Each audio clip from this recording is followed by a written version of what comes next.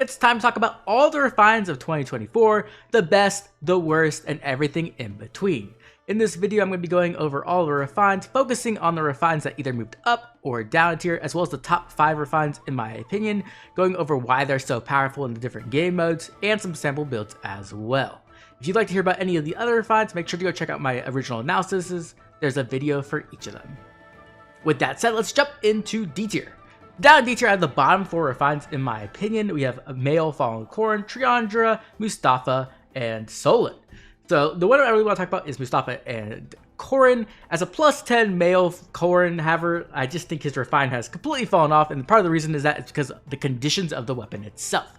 His conditions are based around how many allies he has around him. It did get a little bit better than his base form where he couldn't really have anyone around him. Now he can have one person, but either way, just having to have that condition is really rough in the current game. It makes it so that it's pretty difficult to use him in some riddles outside like maybe a raid boss comp, and honestly he's not powerful enough to do that, so not much there. And then the other big thing is that his big claim to fame was Guard. That's right, Guard. It was like his big effect he had, and unfortunately Guard has gone down massively in value this year. That's partially because every single nuke has anti-guard, as well as the fact that we got new effects like special jump, which is a really big way to just get around Guard completely. And so with that said, I'm going to have Corrin all the way down in D tier. The other unit, of course, is Mustafa, and unfortunately for Mustafa, his refine wasn't the best to begin with, but then we just got the Arcane Axe with Dagger's Grandma, and I think that Arcane Axe is just better in almost every situation, and it's just a better use, and so there's not much reason to really use Mustafa's refine when you can just use an upgraded Arcane Axe, though that is a bit expensive. Other than that, we have Triandra, who's just a complete disappointment with her actual refine and remix, and then Solon, whose weapon effects are only active like half the time, if even that. So overall, pretty disappointing refines. Okay, let's move on to C tier and talk about the 4 units I actually demoted from B tier. So first up, let's talk about Ferdinand. Unfortunately for Ferdinand, he really wants to play that tanky cav role, which doesn't really exist all that well. And the problem is that he doesn't have enough defensive effects to fulfill that role. He also doesn't have enough offensive effects to be a really successful nuke with something like, say, the Sigurd Ring. And then also a lot of his effects are based off his current HP, which is really bad into things like AoEs or like chip damage, which is not great.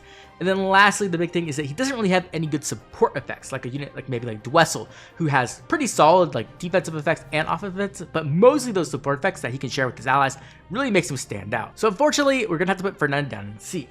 We then have Sairi, and I've never been a fan of Sairi since her release just because of her conditional distant counter, and now it's still there. It is slightly better than it was before, going down to only 25%, but either way, I'm not a big fan of it because if you get hit with an AoE, essentially your DC is turned off and you're just a free kill, which you probably would be anyway just due to the damage, but still. The big thing though is that she only gets +8 to all stats as her refine, and as a speed Omni tank, you really need as much speed as possible, because if you don't, then one, you're getting doubled and probably dying there, but also it disables a lot of effects you want to run, something like Godlike Reflexes with like Lugu's Friend 4 or something like that. And so just not having enough speed is a big killer as an Omni tank who is reliant on speed. And that's the same reason for both female and male Chris as well. They only get +9 speed in their weapon, which is just not good enough in today's current meta. They do have tempo, which is really solid as it does allow you to get past the, things like guard or to stop people who are trying to use special acceleration, but it has become less valuable due to special jump once again. As special jump can completely ignore effects like defensive tempo, which stops special acceleration effects. And of course, the other thing is that their only defensive effect is 40% pierceable damage reduction, which is just not a lot in today's current meta, where half DR is essentially everywhere, if not full DR piercing. So it just really isn't enough, even when combined with things like Lugu's Friend 4. It overall just doesn't work very well for a unit who's so focused on speed. Okay, let's go over to B tier and talk about a few demotes here. First, let's start off with Gale and Ashnard. So Ashnard was originally in B when I did the analysis. I was planning to put him up into A originally, but both him and Gale ended up in B tier, and the reason for that is very simple. It comes down to competition. Both Ashnard and Gale are very solid support units, and they are pretty tanky as frontliners as well, which is really nice.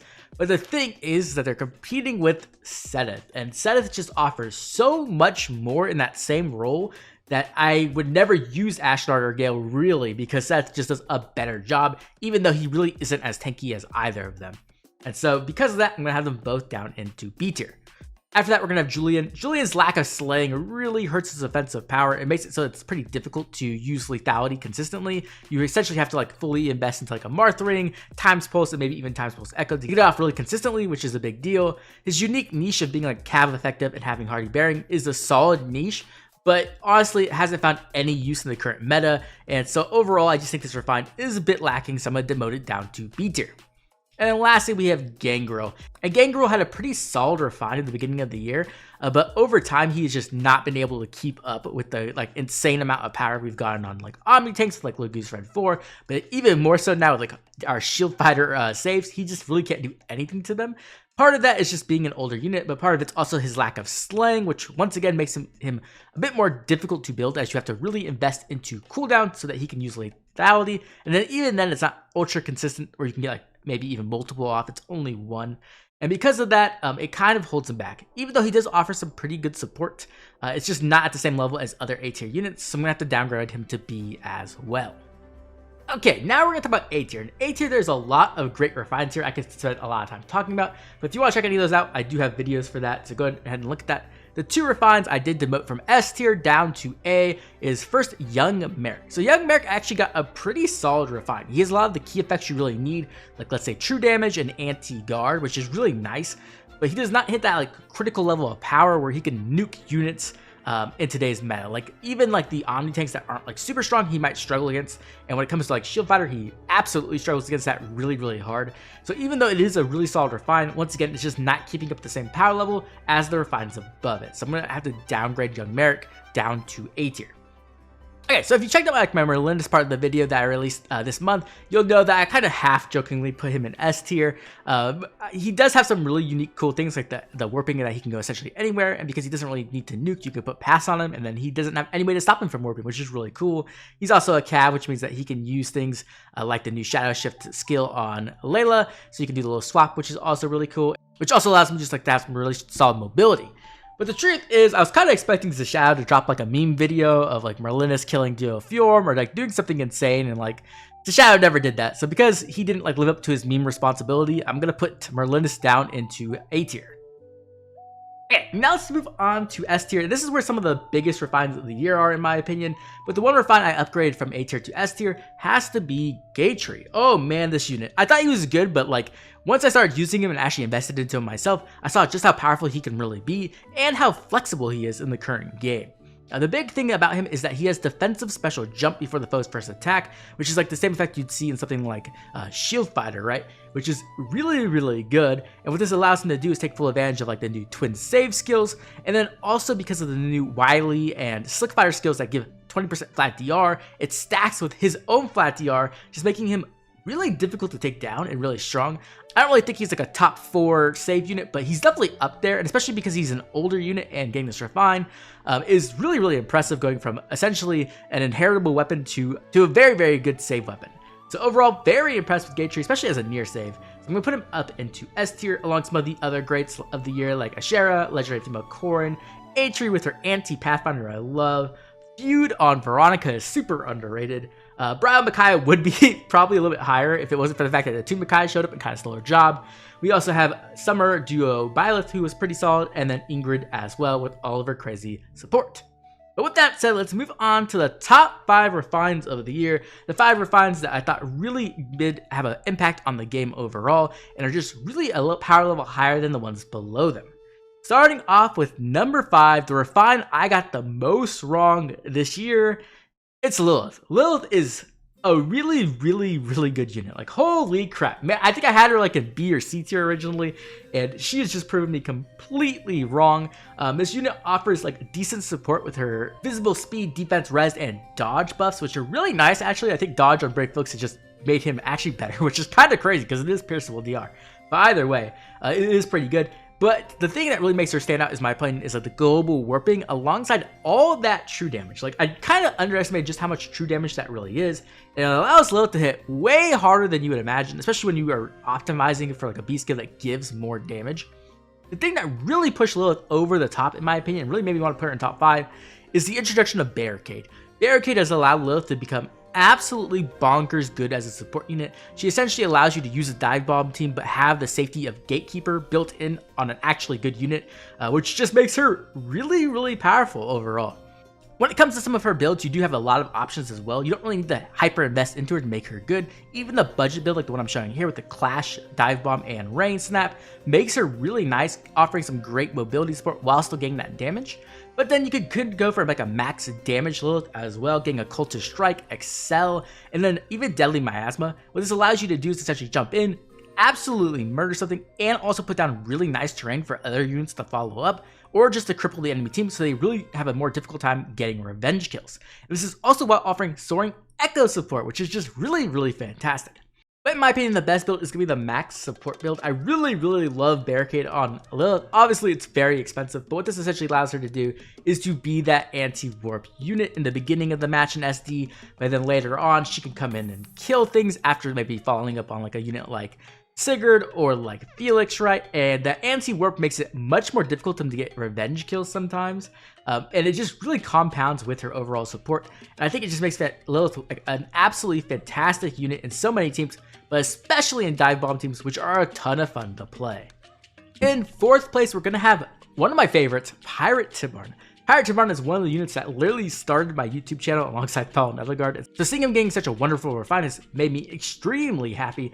This unit is just really cracked, and the reason for that is that he has a lot of offensive power. He gets that anti-guard, he gets the damage reduction halving, meaning he's not reliant on the special, which is really good. But the thing that makes him stand out, of course, is his support, which is exposure and Frozen. That's right. Frozen really allows you to get some crazy speed swings on your teams, allowing him to compound really well with units like Duo Fjorm or Tamara in particular, who has that defense stat to really take full advantage of Frozen. And then alongside that, you get to have a lot of other levels of support as well.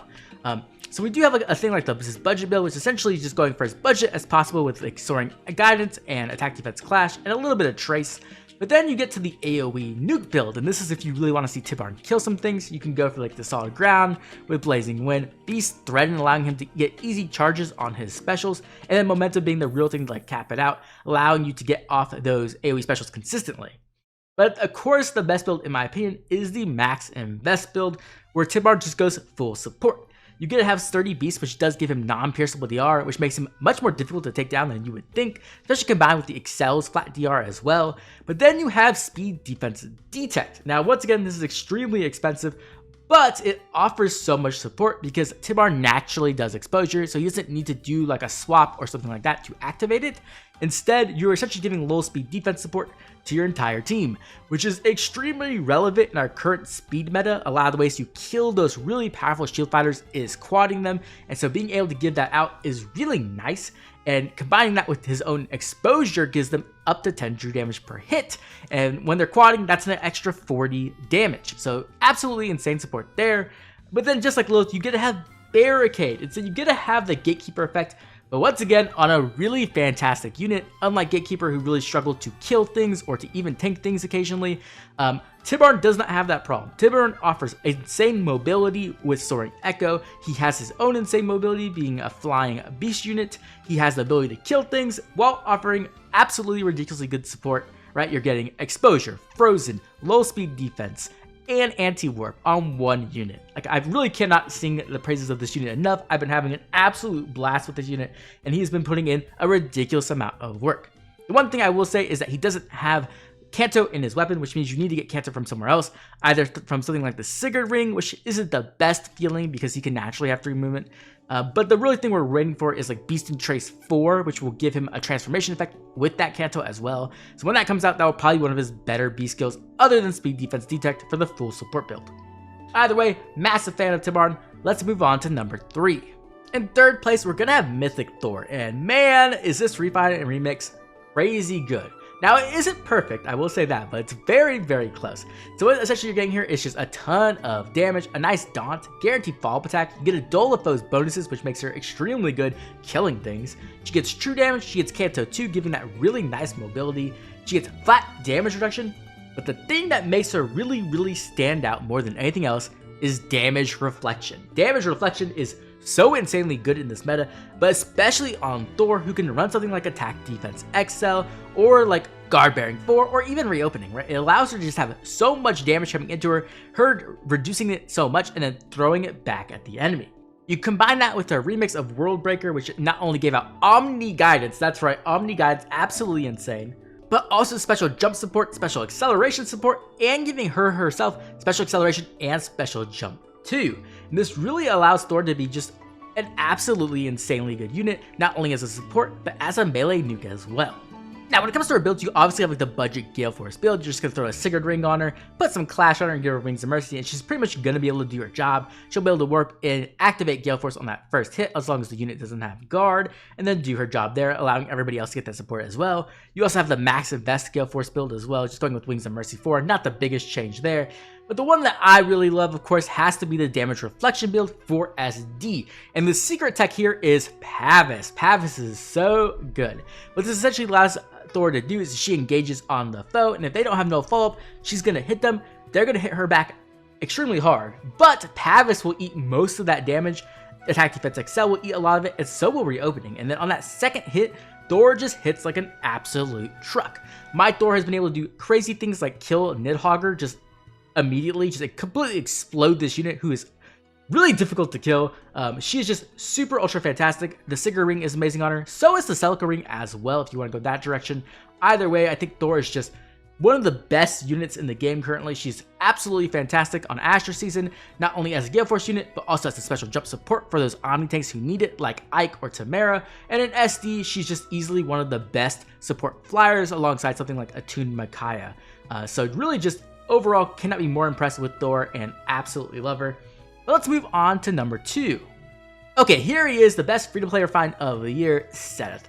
Seth just literally came out of nowhere, went from one of the most mid weapons ever to one of the best. This thing is just absolutely insane because of all the support. It gives you +8 to all stats to Seth himself and allies. You get dull all of those bonuses, just completely turning off all those bonus stats, and also things like treachery, which is a really big deal. You get 7 true damage to yourself and allies, and you get 7 flat damage reduction as well. This just is insanely powerful support, especially in the meta where we have all these shield fighters. Having Seth behind them just adds a ridiculous amount of bulk and speed, which can be very, very important in a lot of matchups. And that's not even talking about all the support you can get from him on himself through his build. So let's go over to his budget support build. His budget support build is really basic. You can go for something like Clash in the A slot. It's not the biggest deal, but you can have Arrow Bags, allowing him to have that extra mobility. Breath of Life 4 for that save support. Drive Speed 2 for if you're using him alongside something like Duo Fume or something like that. And then of course Soaring Echo for that extra layer of mobility. You can also go for a front line support. This kind of support is essentially allowing Seth to take a hit, essentially. Going in with Wyvern Rift so he doesn't get doubled, stacking that speed up. Rain Snap offering extra mobility to your entire team as well, alongside the warping of Soaring Echo. And then lastly, we have the mobility support version of Seth, which essentially gives him a little bit more killing power, but it also gives him aerial maneuvers, which offers a lot more mobility and for positioning, which is what really matters, though he can occasionally kill some things as well. And of course, we have Crux support, really allowing those slower units to get those guaranteed follow-up attacks off, which can be a big game changer in a lot of matchups. Overall, Seth is easily the best F2P support we've gotten. He is so extremely powerful in Summoner Duels and in Ether Raids as well. And so if you are looking for a really great unit to just invest feathers into and get a giant payback, Seth is your man. Okay, it's time for the best refine and remix of the year. You may have noticed who hasn't been shown yet. It's Dagger. Dagger is absolutely fantastic, and her refine and remix really gave her a ton of new power and let her fit into a ton of different roles and strategies in both Ether Raids and Summoner Duels, though Summoner Duels is probably her best game mode. So at start of turn, she grants Pathfinder to her support partner for 1 turn. That's right, you can double down on Pathfinder, and this is just absolutely and utterly ridiculous because it is a visible bonus. It can be copied by units like, let's say, Brave Crom or a few other units as well, and this just makes it so that Dagger can hand out a lot of Pathfinder to her entire team. But that wouldn't be enough to make her so good. What actually makes her so good is that she is extremely fast and quite tanky. That Omni Unity effect is absolutely perfect in our current meta, where we have so many units throwing around debuffs literally everywhere, like Attuned Micaiah. This allows her to be extremely fast and to take some big hits. Now, honestly, Dagger did kind of start to fall off a little bit with the introduction of something like Emblem Sigurd. Those AoEs absolutely destroyed her, but with some certain builds, we can actually build around that quite well. Okay, so first we have the Gale Force build. Essentially, this is just going to allow a Dagger to act as a Pathfinder support for your hit and run teams while also being able to Gale Force on the cleanup. This is a really solid build. It allows essentially units to run in, like let's say Brave Felix, with that extra amount of movement and get in there and get some kills, or even other things like let's say Layla, and where she can snipe a unit and get back as well. And then at the end, you just end up with a nice cleanup with that Gale Force strategy. We then have the SD budget build. This build is actually really good, and I think Buffer 4 might be her best B slot now, even better than Laguz Friend 4. In my last SD team, my Dagger team was by far the best team I had, and it was just completely and utterly broken.